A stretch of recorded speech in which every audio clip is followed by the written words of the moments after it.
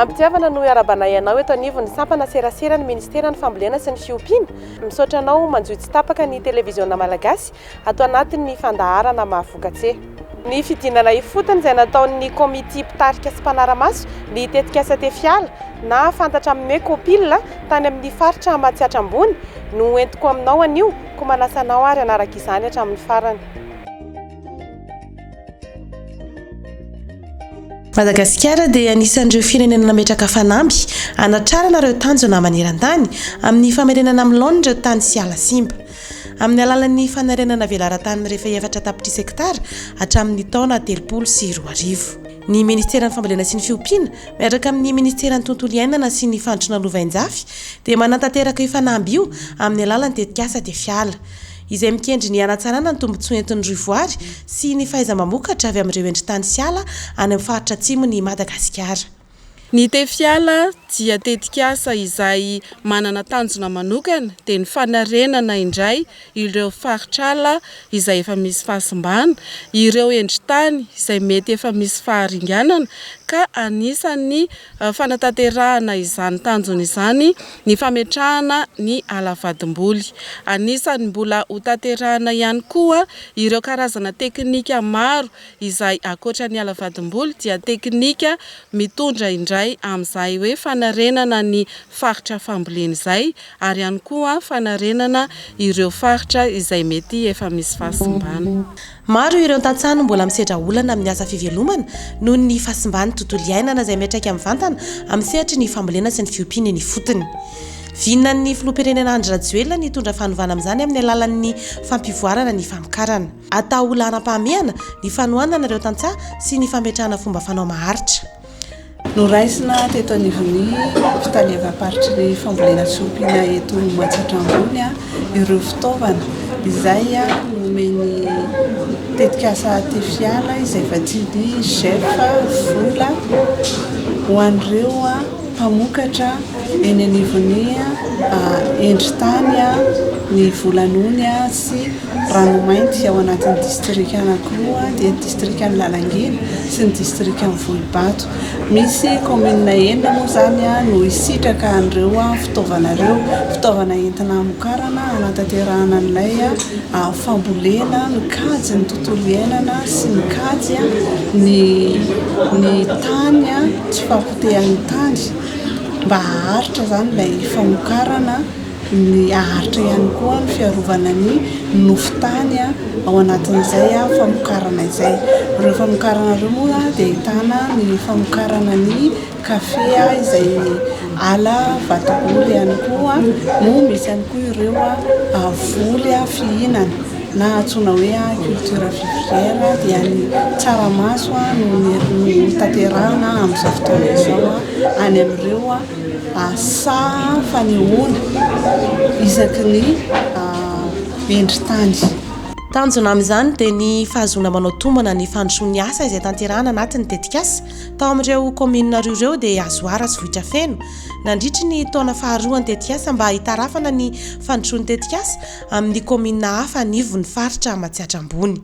Raha fa nahazo ny fiofagnana tamin'ny teknisianina ngay dia sampanazariana ambany ondana ny fiofagnana haza fanoferina amin'ireo vahoaka namany.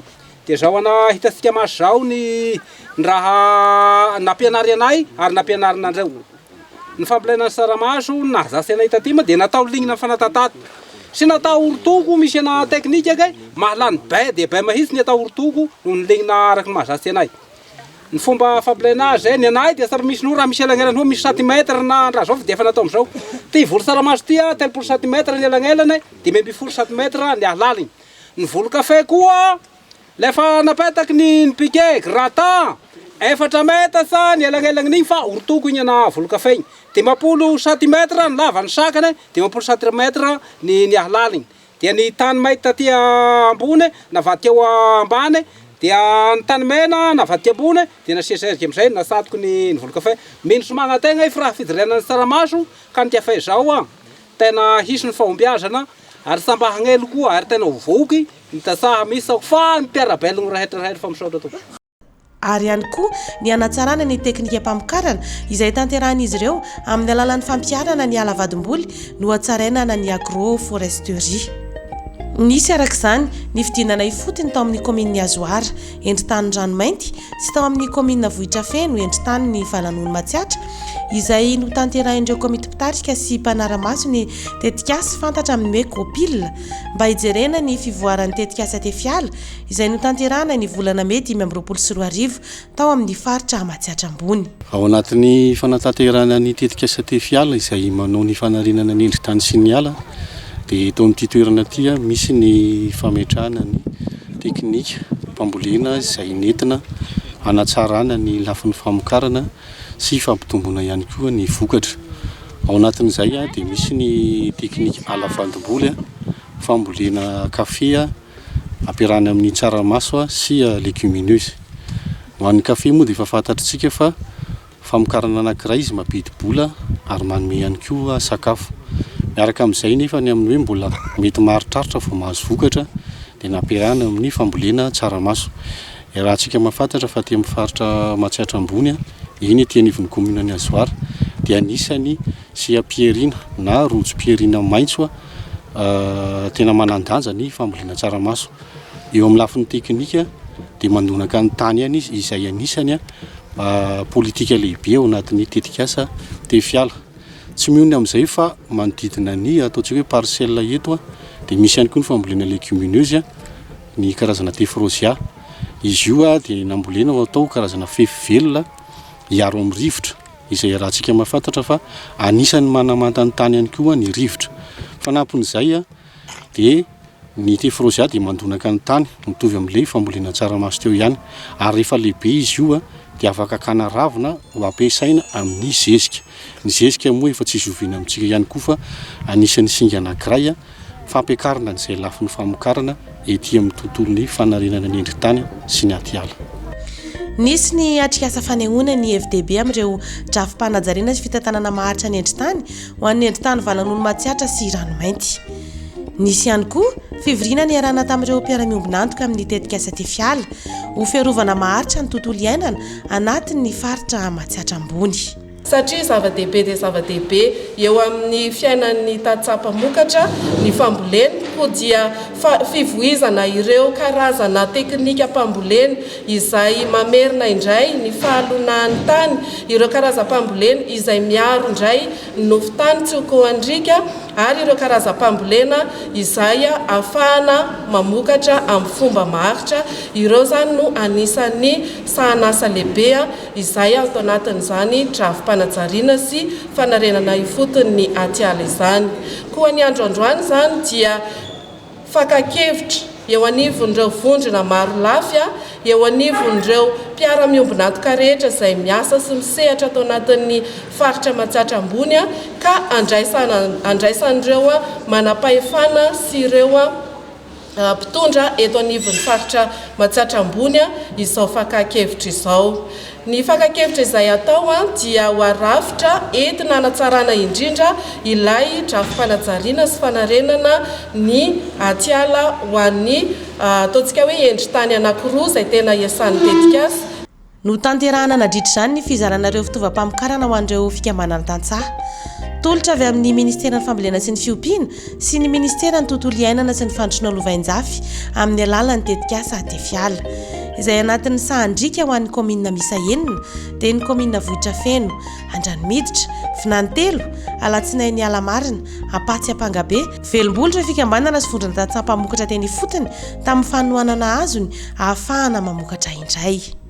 Sa vita izay ihany nefa fa vanao tohizana fa sahiaigna amin'ny tsaramasika fe igny ny teknika ataosika, teknika ataonay fa vanao tohizana dia fa hitanareo dia herisandy tokoa ro nanaovana ny efa vita reo.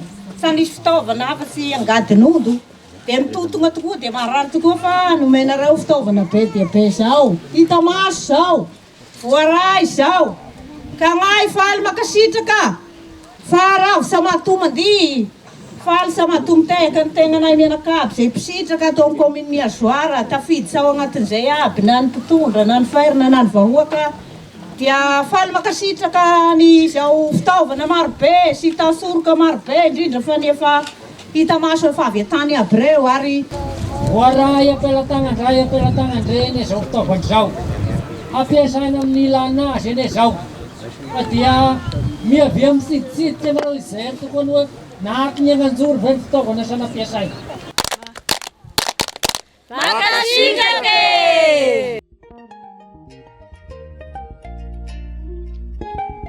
Anisan'ny vokatra iray andrasana amin'ity tetikasa tefialy ity ny fahavitan'ireo drafi-panajariana sy fitantanana mirindra ny endri-tany miisa 3. Izany hoe iray isaky ny endri-tany 3 iasan'ny tetikasa. Ireo drafi-panajariana ireo dia mirakitra ny asa fanarenana ny roy voaro ho fanatrarana ny fitantanana maharitra ny arena voajanahary ho fampitomboana ny vokatra azo avy amin'ny ala ny fambolena ary ny jono.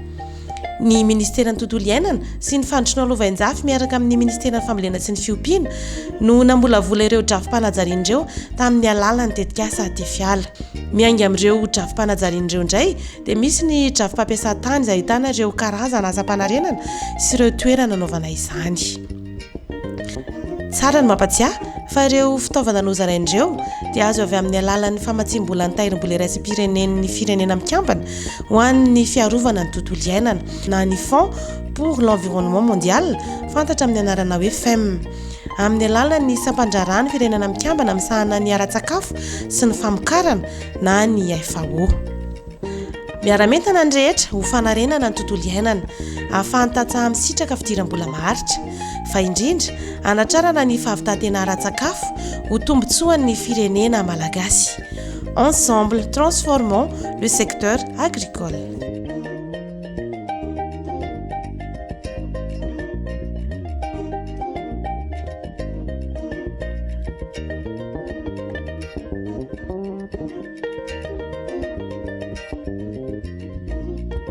Dia toy izay indray ary ny fandaharantsika ho amin'ny anio, misaotra anao nanaraka izany hatramin'ny farany, Anitra Mirana no teo amin'ny fanolorana. Manome fotoananao aho amin'ny herin'ny anio toy izao indray. Veloma tompoko.